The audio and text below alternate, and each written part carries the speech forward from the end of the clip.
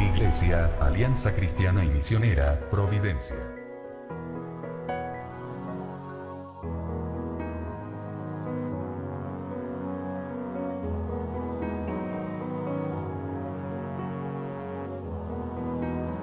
Les esperamos en Avenida General Bustamante 60, Providencia. Síguenos en Asin Providencia.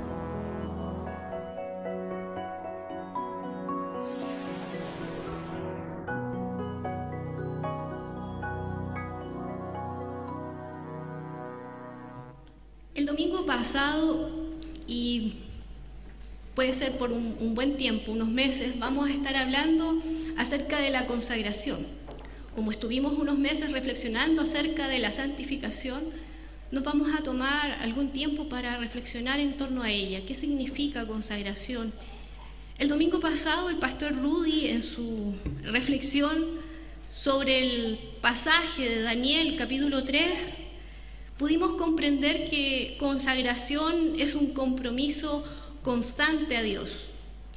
Daniel y sus amigos en este capítulo se ven enfrentados a una autoridad máxima como el emperador de ese tiempo, como el máxima autoridad de gobierno, a enfrentarse a una decisión.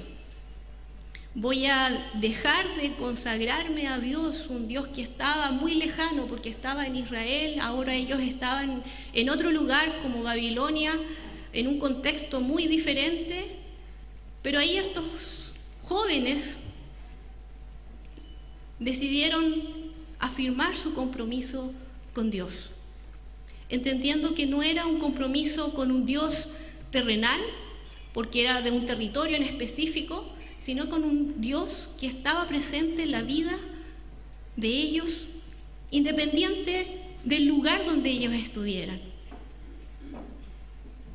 No transaron en su compromiso, aunque sus vidas estuvieran amenazadas. Entonces podemos entender y pudimos reflexionar el domingo pasado y comprender que consagración significa un compromiso inquebrantable con Dios, que hombres y mujeres han tenido durante la historia y que hoy nosotros como cristianos del siglo XXI tenemos que seguir manteniéndonos firmes. Los sinónimos para la palabra consagrado son entregado, dedicado, ocuparse, darse, apartarse. Alberto Benjamín Simpson, nuestro fundador de la Alianza, nos aclara un poco el término de consagración y él escribe: consagración es una ofrenda completa de nuestra vida salvada y santificada para que sea usada en el servicio y la gloria de Dios. Con eso en mente, al acercarnos al capítulo 12 de Romanos, que voy a leer los primeros 2 versículos, dice: así que, hermanos, os ruego por las misericordias de Dios que presentéis vuestros cuerpos en sacrificio vivo, santo, agradable a Dios, que es vuestro culto racional. No os conforméis a este siglo, sino transformaos por medio de la renovación de vuestro entendimiento, para que comprobéis cuál sea la voluntad de Dios, agradable y perfecta. Para que podamos entender un poco acerca del libro de Romanos, debemos conocer un poco la historia que está aconteciendo en este tiempo, cuando Pablo está escribiéndole a esta iglesia, a esta comunidad de fe. Esta comunidad era una comunidad que se estaba mezclada mayormente por judíos y gentiles, pero mayormente con gentiles. Esta comunidad no es cualquier comunidad, está situada en una ciudad muy importante para ese momento. Es el centro de un imperio muy fuerte, muy sólido. Esta comunidad es una comunidad que está en un centro diplomático, en un centro comercial, y que esta ciudad de Roma es el centro de todo lo conocido. El Imperio Romano estaba desde Gran Bretaña hasta Arabia. Ese era su territorio físico, geográfico. Y esta comunidad era el centro, se podría decir, de ese mundo. Había un dicho literal en este tiempo, y era que todos los caminos llevaban a Roma. ¿Por qué? Porque el imperio se había ideado y tenía una construcción sólida en los caminos. Entonces, si estaban en Gran Bretaña o estaban en Arabia, en algún punto estos caminos se conectaban también, que llegaban al centro, que era Roma. Era literal este dicho. La comunidad de fe de este momento era una comunidad fuerte, grande y floreciente. Pero la mayoría no eran judíos. Y estos cristianos eran motivo de sospecha constante. A pesar de vivir como ciudadanos romanos, siempre tuvieron que enfrentar acusaciones de traición al emperador, como también aconteció con Daniel y sus amigos en el imperio de Babilonia. Pocos años después, esta carta se escribió en el 57 después de Cristo. Pocos años después de esta carta, ocurre un gran incendio en Roma, donde el emperador de ese tiempo, Nerón, acusa a los cristianos de haber producido este fuego. Este incendio es la punta de lanza que hace que una persecución mayor comience contra los cristianos. El libro de Romanos, para nuestra fe, como protestantes, es muy importante. Es un libro que siempre nos aviva, que siempre nos conduce al crecimiento, al fortalecimiento de nuestra fe. Es la base. Se dice que Martín Lutero, leyendo Romanos, se da cuenta de que algo en la sociedad donde él vivía, en la iglesia en la que él servía, algo estaba en error. El libro de Romanos para nosotros es algo que es muy importante, es un libro que tiene historia. En la actualidad, muchos cristianos muy sinceros, muy, se podría decir, genuinos en su fe, asisten a diversas iglesias, seminarios, conferencias, en busca de múltiples beneficios personales, a nivel práctico, emocional y espiritual. Todo con la esperanza de recibir algo del Señor y solamente recibir. Exactamente todo lo contrario de lo que vemos en el libro de Romanos. Si bien podemos recibir, en el libro de Romanos y en este capítulo en especial, Pablo nos dice que debemos ofrendar y dar a Dios. Nuestro deber como cristianos no es solamente recibir, sino que también nuestro deber es dar a Dios algo para Él. La iglesia es llamada a ser un sacerdocio santo, llamado a hacer sacrificios espirituales aceptables a Dios por medio de Jesucristo. Es así que podemos entender que al dar lectura a este capítulo, a lo mejor en su casa, en su devocional o en una lectura muy personal, se va a dar cuenta de que como cristianos tenemos deberes, como ciudadanos tenemos deberes y derechos, como miembros de la alianza tenemos responsabilidades, pero también beneficios. La vida del ser humano siempre está en estas dos realidades, beneficios, pero también deberes. Durante los 11 capítulos que está en el libro de Romanos, anterior al 12, Pablo tiene el objetivo de ser una enseñanza, dar una enseñanza a esta comunidad profunda, apasionante, acerca de lo que Dios ha dado a los creyentes. Y es así que en sus capítulos podemos ver la obra redentora de Cristo en la cruz, la salvación gratuita que Él nos da, pero también Pablo ahora en este capítulo exhorta a la comunidad, encarga a la comunidad qué es necesario dar a Dios. Pablo en esta carta ofrece un consejo práctico para lograr un discipulado, un discípulo, un testigo fiel de Jesús.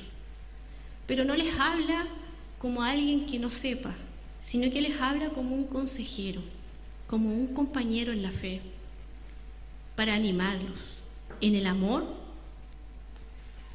para exhortarlos y para desafiarlos a dedicarse a sí mismos sin reservas al Señor. Y en el versículo 1 nos presenta un desafío a nosotros hoy día, pero a ellos en el ayer, de cómo nos debemos presentar delante de Dios. El versículo 1 comienza diciendo una realidad, que debemos presentar nuestros cuerpos. Y en este punto hay tal vez una guerra que nosotros no vemos. Hay una tensión. ¿Qué es más importante para Dios? ¿Mi cuerpo o mi espíritu? ¿Qué es más importante en la iglesia? ¿Lo espiritual? Hay un pensamiento griego que nos ayuda a entender por qué esta tensión se manifiesta en este libro de Romanos, pero que nos traspasa hoy en día a nosotros como iglesia, como comunidad de fe. Seguimos teniendo el mismo conflicto, espíritu versus cuerpo. Pero el pensamiento griego decía, lo que era importante es el espíritu. El cuerpo solamente es una prisión por el cual sentir desprecio y vergüenza. En una frase, un filósofo muy importante en ese tiempo, que era Platón, dice, el cuerpo es la tumba del alma. Y hoy en día nosotros podemos escuchar y hasta nosotros mismos podemos reflexionar y decir, no, esto es espiritual, esto es carnal. Y hay una lucha constante en nuestras vidas. Esta idea dualista nos hace un poco de daño a nuestra vida como comunidad cristiana. Pero Pablo nos aclara que el ser humano es un todo. Y que cuando Cristo hizo su obra perfecta en la cruz del Calvario, no solamente murió por nuestro espíritu y nuestra alma, sino que por nuestra vida. Usted puede reflexionar y darse cuenta de que cuando Cristo irrumpe en su vida y gobierna su vida, es completa. Es todo su ser, que está entregado y dedicado a Dios, que es restaurado y salvado toda su vida. No hay una lucha entre el espíritu y la carne.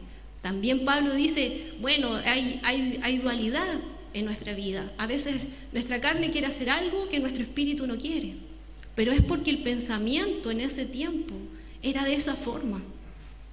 Pero si nos vemos y abrimos la Biblia, leemos un poco, entendemos que el Dios de la Biblia es un Dios que nos mira como un todo en nuestra vida. Nunca nos ve de una manera dualista. Siempre está presente en cada área de nuestra vida, en toda nuestra vida, acá en domingo, en la iglesia y fuera de ella.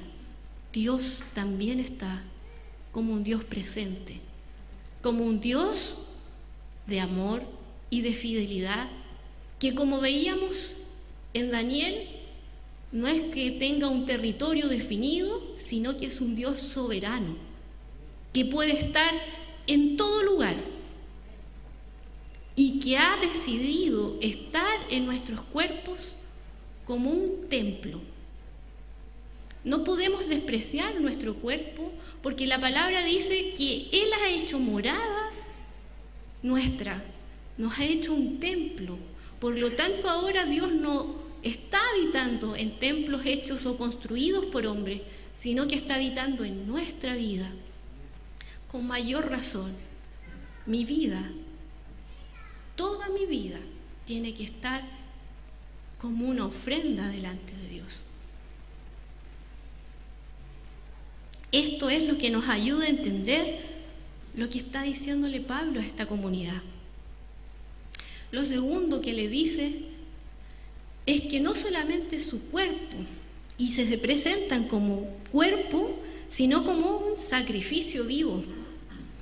Y Pablo aquí le está hablando muy en un lenguaje, se podría decir, israelita, pero también como gentiles. Los sacrificios eran una realidad en todas las religiones y en todas las culturas, los sacrificios de animales, y por qué también no decir, de repente habían sacrificios humanos. Y Pablo les habla en un lenguaje que también ellos van a entender, a pesar de que no son israelitas. Pero las ofrendas rituales que nosotros podemos ver en el Antiguo Testamento se presentan en el templo, de acuerdo a la ley. Un israelita traía una ofrenda de animal al sacerdote, quien lo tomaba en sus manos, lo mataba y lo colocaba en el altar en beneficio de esa persona. Eso era un sacrificio. Los sacrificios en este tiempo de esta carta de Romanos y hoy en día han dejado de ser aceptables a Dios. Los sacrificios de animales ya no se hacen para Dios, el Dios verdadero. ¿Por qué? ¿Por qué no se harán más sacrificios de ese tipo? Porque se ha hecho un sacrificio perfecto, un sacrificio único, un solo sacrificio que ha sido en tal su perfección que ha sido aceptado por Dios. Y ese sacrificio se mantiene vigente hoy en día en el siglo XXI. ¿Cuál es ese sacrificio perfecto? La obra y la muerte de Jesús. Jesús, al morir en la cruz, hizo ese único sacrificio vigente hoy día, 2015, para el perdón de nuestros pecados y para ser aceptable delante de Dios. Ha muerto por nosotros en la cruz, para que nosotros podamos tener libertad, salvación y comunión con Dios. Sin ese sacrificio perfecto no podemos tener comunión con Dios si no lo reconocemos como tal. Si no reconocemos a Cristo como nuestro Salvador, como el que murió por mi pecado. ¿Y cuál es ese pecado? El querer hacer una vida independiente a la mía, tomando decisiones e independizarme de Dios. Eso es el pecado que los seres humanos hemos hecho y que ha ofendido a Dios. Si nosotros no reconocemos a Cristo como ese único sacrificio, es por eso que hoy día no hacemos sacrificios de animales. No necesitamos hacer sacrificios. Lo interesante de esta carta y de este capítulo y de este versículo es que los cristianos en Roma entienden muy bien y saben muy bien de este sacrificio. Conocen lo que Cristo hizo en la cruz. Y no sienten ninguna necesidad ni obligación de ofrecer sacrificios de animales. Pero Pablo les dice que están obligados a sacrificar algo y que de hecho su sacrificio debe sobrepasar al de los animales requeridos en la ley en el Antiguo Testamento. Pablo les está pidiendo y les está desafiando a sacrificar su propia vida y les explica que no solamente se trata de matar, sino de presentar un sacrificio vivo. ¿Y qué significa eso de sacrificio vivo entonces? Para nosotros hoy en día es una vida de una persona dedicada al servicio de Dios. una vida dedicada a cumplir la voluntad de Dios, una vida con fe y lealtad a Dios. Esa es una vida con un sacrificio vivo. Como testigos de Cristo, presentar nuestras vidas en alabanza hoy domingo, pero también presentar nuestras vidas como un sacrificio vivo el lunes en el trabajo, el martes en la universidad, el miércoles en el supermercado, el jueves caminando y tomando el metro, viernes tratando de subirme a alguna locomoción. Toda mi vida debe estar en sacrificio vivo, constante a Dios. ¿Por qué? Porque Él está en mi vida de tal forma, porque soy templo y puedo presentarme constantemente delante de Dios. Diariamente, las 24 horas del día, estoy como una ofrenda, como un sacrificio vivo delante de Dios. No hay área, no hay hora, ni minuto, ni segundo que no esté como un sacrificio vivo delante de Dios. Eso es consagración. Pablo entonces los desafía a estos cristianos y nos desafía a nosotros en esta realidad. Deben ofrecerse a sí mismos tales sacrificios vivientes, son agradables a Dios, son una ofrenda aceptable para Dios. Lo otro que está hablando y nos desafía a esa comunidad de este tiempo, de los romanos y para nosotros, dice, y que esto es vuestro culto racional. ¿Y qué significan estas dos palabras? Culto racional. Bueno, en griego estas palabras tienen su significado y tienen su origen. Racional quiere decir genuino y verdadero. Y culto viene de una palabra que se refiere a un acto de servir. Es un servicio. Un culto es un servicio de cualquier clase, que por el contexto en que nosotros le damos, es que le damos un carácter de religioso, pero puede ser cualquier tipo de servicio. En el Antiguo Testamento se utiliza este término griego de culto para referirse a adorar a Dios conforme a todas las ceremonias realizadas y enseñadas y señaladas en Levítico. Todas las ceremonias que nosotros podemos ver en Levítico apuntan a este servicio, a este culto. Llegó a formar tanto el lenguaje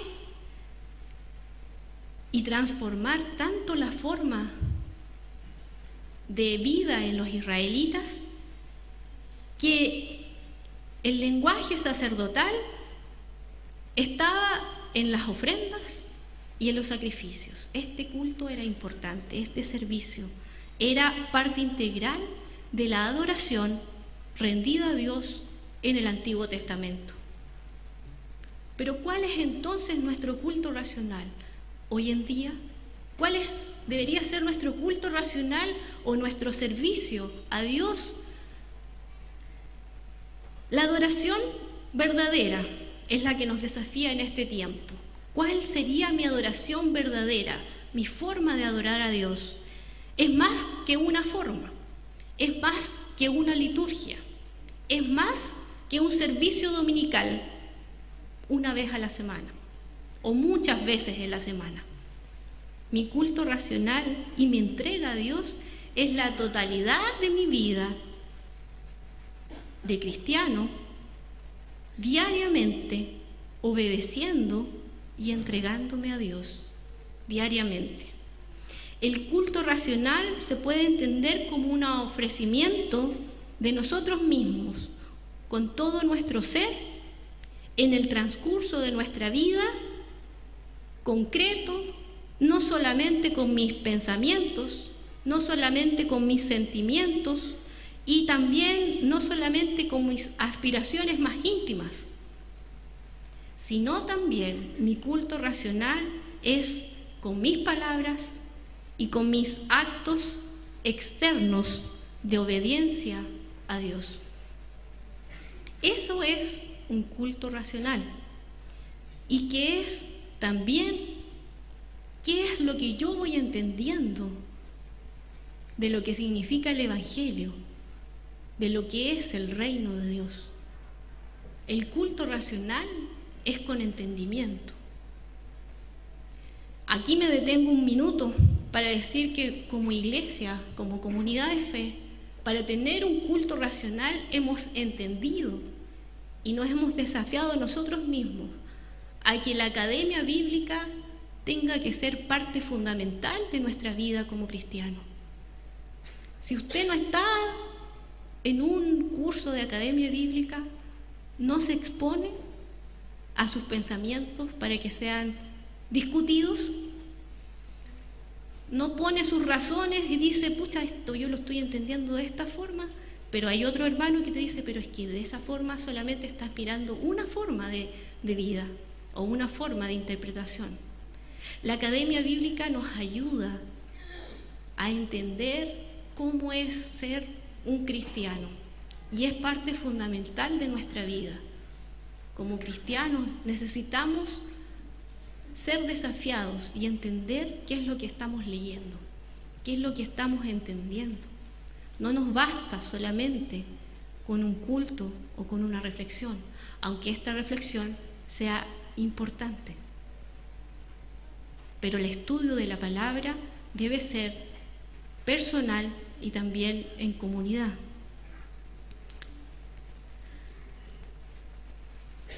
Así como la santificación viene luego de la conversión, la consagración podría decirse que es el siguiente paso. Luego de la santificación es la conversión y la consagración. Si en la santificación vemos que Dios hace algo en nuestro beneficio, en la consagración es la respuesta del ser humano a Dios por esta santificación. Se ven como pasos, pero en realidad es algo que es no instantáneo, pero es algo que se ve constantemente en nuestra vida. Es como un milagro de Dios, que uno no lo puede entender. No es un paso, no es que Dios te diga, ya, aquí estás en este paso y no puedes seguir hasta que seas el otro, sino que va a la par la santificación y la consagración. Pero Dios quiere usarnos, pero no lo puede hacer hasta que nosotros, nuevamente, igual que en la conversión, libremente y voluntariamente, con alegría y en forma definitiva, nos comprometamos con Él en un servicio constante de nuestras vidas. Solamente así podremos ser esa consagración que le gusta a Dios y podemos dar esa respuesta que agrada a Dios, agradable y perfecta, como dice Pablo. La consagración nos hace entender que este es un compromiso diario, que no es compromiso de banca, que no es un compromiso de alguna actividad, es un compromiso diario. Entendiendo que servicio a Dios no es y no se trata de un servicio a la comunidad de fe. No es por un evento que yo sirvo a Dios. El servicio a Dios es más que el evento en el que yo pueda participar en mi comunidad de fe. Mi servicio a Dios es constante. Mi servicio a Dios es tan variado que no se limita solamente al ser un cantante o a participar en un ministerio de alabanza o ser solamente maestro de escuela dominical o maestro de la academia bíblica. Eso es una parte del servicio, pero la parte principal del servicio es nuestras vidas dedicadas a Dios. Y ese servicio es tan amplio que no se acota solamente a mi comunidad de fe. Es tan amplio que mi servicio, si yo tengo habilidades tengo algún oficio, tengo algún negocio, yo estoy sirviendo a Dios en el lugar donde Dios me tiene. Y puedo servir a Dios sin límites. Porque en mi vida diaria entiendo que soy ofrenda de Dios, agradable y perfecta.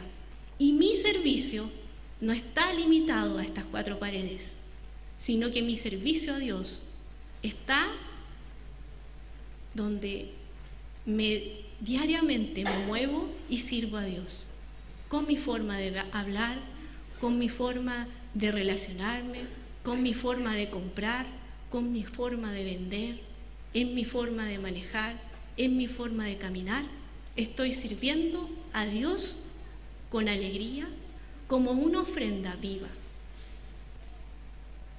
¿Se dan cuenta que consagrarse a Dios es realmente rendir nuestras vidas en totalidad? Es un compromiso que realmente requiere lealtad extrema y definitiva, pero no a un ser humano, sino que mi compromiso y mi consagración es a Dios. Es a Dios, al Dios verdadero, a este Dios que fue capaz de venir a morir en la cruz por mí. Ese Dios que rompe todos los esquemas, porque es un Dios de fidelidad, de misericordia y de amor. Es un Dios que conocemos, pero que necesita ser conocido aún más. Y solamente sirviéndolo a Él, nosotros podemos dar de gracia lo que hemos recibido de gracia. La vida del cristiano es dar, pero dar su vida. En este mundo y en esta sociedad nos hemos centrado también, como dice Pablo, y tal vez nos hemos conformado. Es que yo ofrendo, do diezmo y con eso me basta. El consumismo y el materialismo ha llegado a nuestras vidas. Pero ¿saben qué? La ofrenda es más que dinero y diezmo, por más importante que sea. Dios y Pablo nos está desafiando aquí a que ofrendemos nuestras vidas. Y eso es más difícil que entregar un billete o una moneda, porque involucra voluntad y decisión, como cantábamos. Vamos a orar al Señor, pedirle al Señor que nos ayude a hacer este sacrificio vivo y santo, agradable a Dios, entendiendo que Dios me ve y está presente en mi vida en todo lugar. No hay lugar donde Dios no esté. En lo más oscuro de la noche, ahí está Dios. En lo más claro de la mañana, ahí está Dios. Oremos al Señor. Señor, te damos gracias. Gracias porque solamente contigo, Jesús, podemos entender y comprender lo que tú has hecho por nosotros.